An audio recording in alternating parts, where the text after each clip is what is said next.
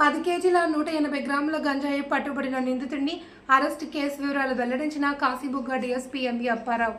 ఆంధ్రప్రదేశ్ రాష్ట్రం శ్రీకాకుళం జిల్లా ఇచ్చాపురం మండలం ఎం తోటూరు గ్రామ పరిధిలో గల ఎల్సీ గేటు దగ్గర గంజాయితో పట్టుబడిన నిందితుడిని అరెస్ట్ చేసి అతడి వద్ద నుండి సుమారు 10 కేజీల 180 గ్రాముల గంజాయిని మరియు ఒక సెల్ ఫోన్ను ఇచ్చాపురం రూరల్ పోలీస్ వారు స్వాధీనం చేసుకున్నారు అని గురువారం సాయంత్రం ఇచ్చాపురం సర్కిల్ కార్యాలయంలో నిర్వహించిన పత్రికా సమావేశంలో కేసుకు సంబంధించిన శ్రీకాకుళం జిల్లాలోని కాశీబుగ్గ డివిజన్ పరిధిలోని Ichchapuram rural police station SI గారికి వచ్చిన సమాచారం మేరకు ఈరోజు మధ్యాహ్నం 3:30 ఎం తోటూరు ఎల్సీ గేట్ వద్ద ఒక వ్యక్తిని అనుమాన స్థితిలో అరెస్ట్ చేయడం జరిగింది. అతన్ని సోదా చేయగా 10.5 కేజీల గంజా లభించింది.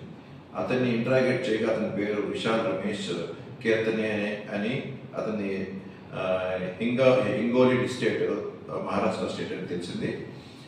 ఇతను పూర్తిగా విచారణ చేయగా ఇతను అదే గ్రామానికి చెందిన గణపతి కీర్తనే అనే ఆయన గంజాయిని తీసుకురమ్మని చెప్పేసి తను కోరగా తాను గజపతి డిస్ట్రిక్ట్లోని జిత్తో అనే ఒక సోర్స్ ఆయన అంటే గంజాయి అమ్మే వ్యక్తి దగ్గరికి వచ్చి గంజాయిని పర్చేజ్ చేసి తన గ్రామం తీసుకెళ్ళడానికి అని చెప్పి వస్తుండగా దారిలో ఎస్ఐ గారు పట్టుకోవడం జరిగింది.